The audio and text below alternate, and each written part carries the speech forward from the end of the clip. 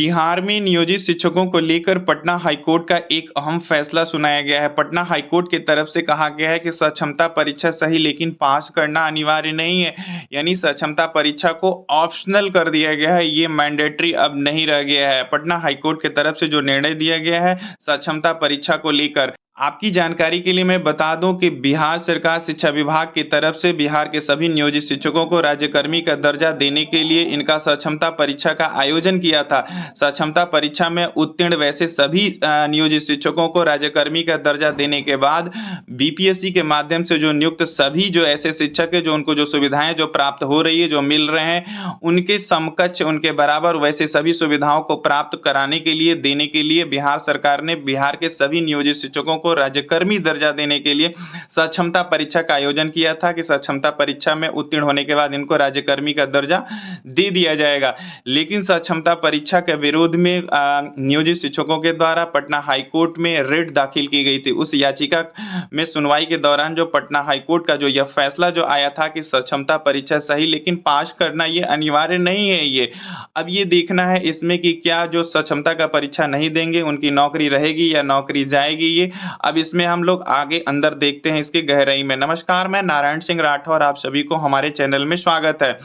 अगर हम इसमें मीडिया रिपोर्ट के अनुसार अगर देखें जो पटना हाईकोर्ट का जो फैसला जो इसमें आया हुआ है, मुख्यतः 4 बिंदुओं पर जो फैसला दिया गया है आप इसको देखेंगे। इसमें पहला जो है, हाईकोर्ट ने राज्य में कार्यरत स्थानीय निकाय शिक्षकों के लिए सक्षमता परीक्षा को सही ठहराया है। यानी जो राज्य सरकार के तरफ से जो सक्षमता परीक्षा का आयोजन किया गया था वो उसको बिल्कुल ही सही ठहराया है।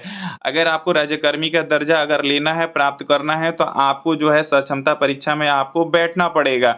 यानी इनका जो प्रक्रिया को इन्होंने बिल्कुल सही ठहराया है, ये गलत नहीं है।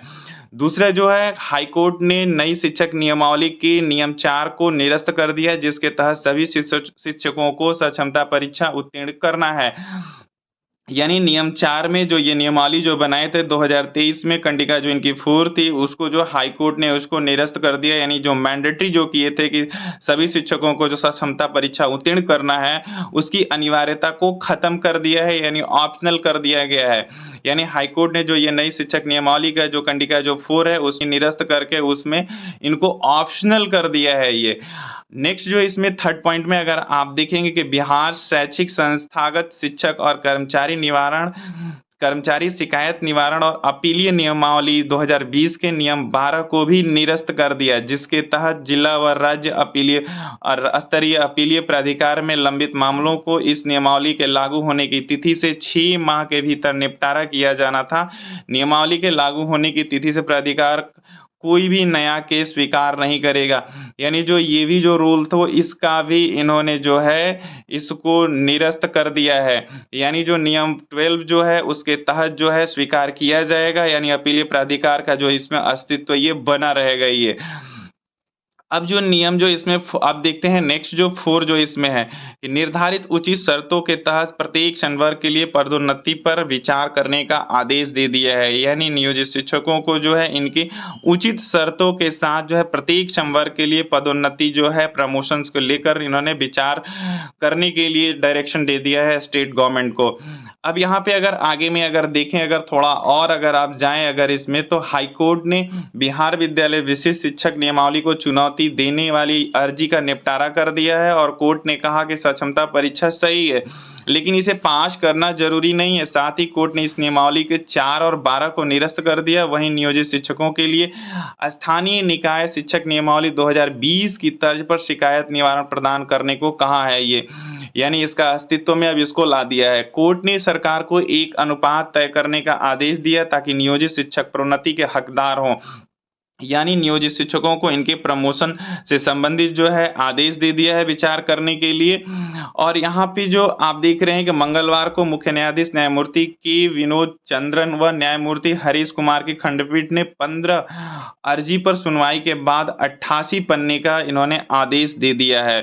यानी ये हाईकोर्ट का जो ये फैसला है ये आपके सामने। अब देखिए यहाँ शिक्षकों को जो हटाने का फैसला कभी नहीं लिया गया। विजय कुमार चौधरी कह रहे हैं, यानी संसदीय कार्य मंत्री विजय कुमार चौधरी कह रहे हैं कि हम तो पहले से ही कह रहे हैं कि हमने हटाने का फैसला नहीं लिया है।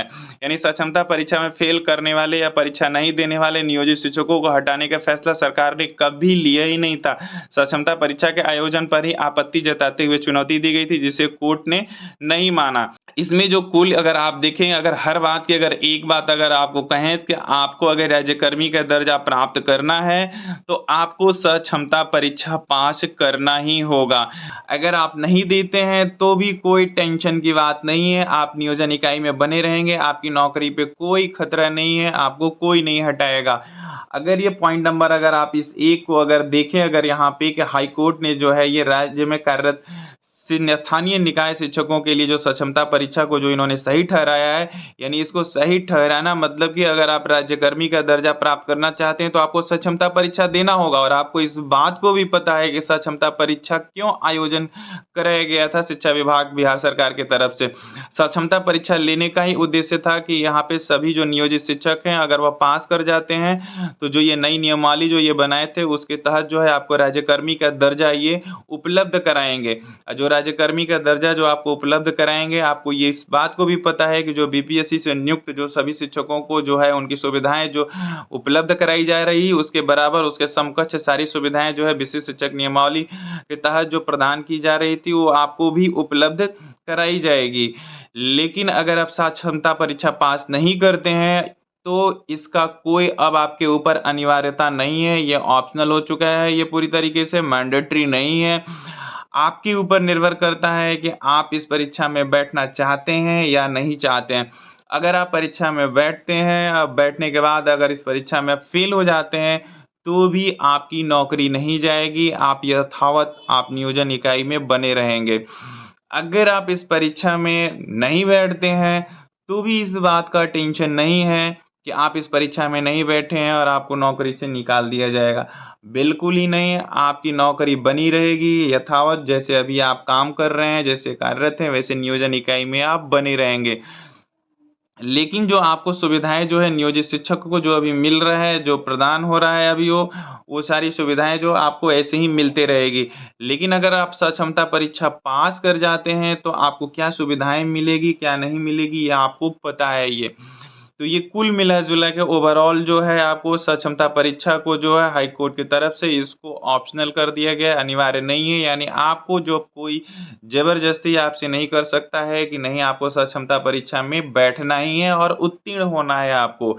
यानी अब आप बैठेंगे तो ठीक, अगर नहीं बैठते हैं तो ठीक। बैठ के पास हो जाते हैं तो बहुत अच्छा, अगर बैठ के फेल हो जाते हैं इस सक्षमता परीक्षा में तो भी टेंशन लेने की बात नहीं है, आपकी नियोजन इकाई बनी रहेगी, आप नियोजित शिक्षक कहलाएँगे, आप नियोजित शिक्षक आप रहेंगे, जैसे आप कार्य कर रहे हैं, जहाँ पे हैं आप वहीं पे आप रहेंगे ये।